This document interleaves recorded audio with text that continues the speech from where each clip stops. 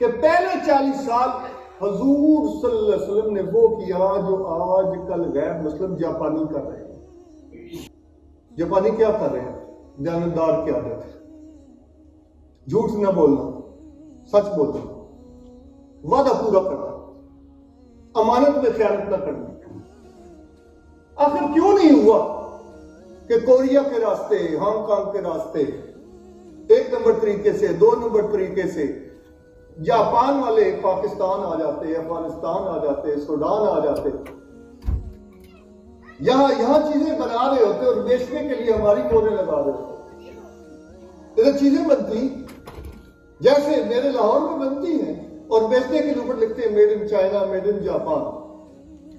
میں عقیدہ، تبلیغ، ذکر، فکر، نماز، روزہ ہر چیز کو بڑا قیمتی سمجھتا ہوں، اللہ سب کے قبول فرمائے، لیکن شیئر کرنا سنیے، اور اگر خدا نخواستہ سمجھ نہ آئے تو تأثر دیجیے، میں مہمان ہو کے سمجھ آ رہے ہیں۔ نشان گلشن کی جستجو میں نسیم خانہ خراب گم ہے، نہ کوئی کمری نہ کوئی بلبل کے سرد گم ہے، گلاب گم ہے۔ تمہاری اس چہرہ کتابی کی روشنی میں کئی شبوں تک کتاب الفت کو دیکھا میں نے، وفا کا پہلا ہی باب گم ہے۔ وفا کا پہلا باب کیا ہے؟ حضور کیا ہے؟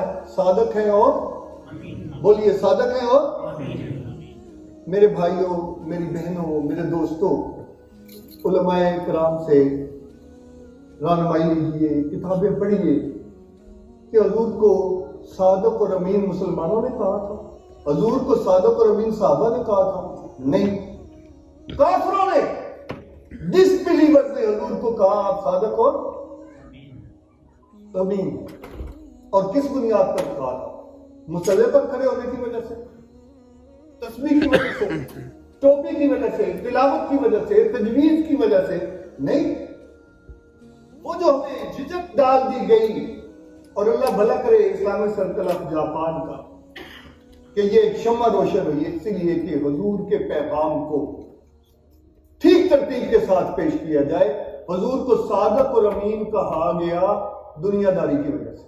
آپ نے ہم مومنوں کی ماں سیدہ خدیجہ الکبریٰ رضی اللہ تعالی عنہا کے ساتھ مل کر پارٹنرشپ کی، یہ پہلے پیش کیا ہے، اسلام آباد میں پیش کیا، پارٹنرشپ کی، اور مال ام المومنین حضرت خدیجہ کا، محنت جناب محمد رسول اللہ صلی اللہ علیہ وسلم کی، اور لین دین کرنے والی کافر دنیا، لیکن در و دیوار بھی اور انسان بھی دن اور رات بھی گواہی دیتے تھے کہ حضور صلی اللہ علیہ وسلم صادق، اور یہ گواہی کھو گئی ہے۔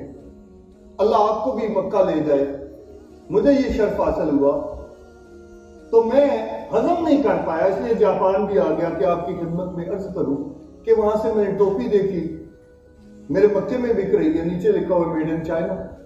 ہماری امت کے اندر اذان اور مؤذن کی کمی نہیں ہے، اللہ کا احسان ہے۔ کمی کس چیز کی ہے؟ کہ یہ نماز جو حضور نے سکھائی، جو روزہ حضور نے سکھایا، اور نماز کے اندر بھی اللہ اکبر کتنی دفعہ کہتے ہیں، اور اذان 1 منٹ بھی ایسا نہیں ہے اس پلینٹ پر، اس سیارے پر جس کا نام زمین ہے، کہ اذان نہ ہو رہی ہو۔ اذان کیا ہے؟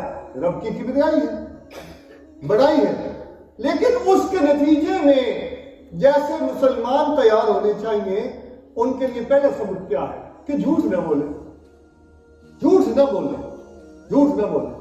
جیسے لوگ تیار ہونے چاہیے کہ کافر دنیا ان کی صداقت اور امانت کو دیکھے، پھر کہے کہ کس عقیدے نے ان کو ایسا بنا دیا۔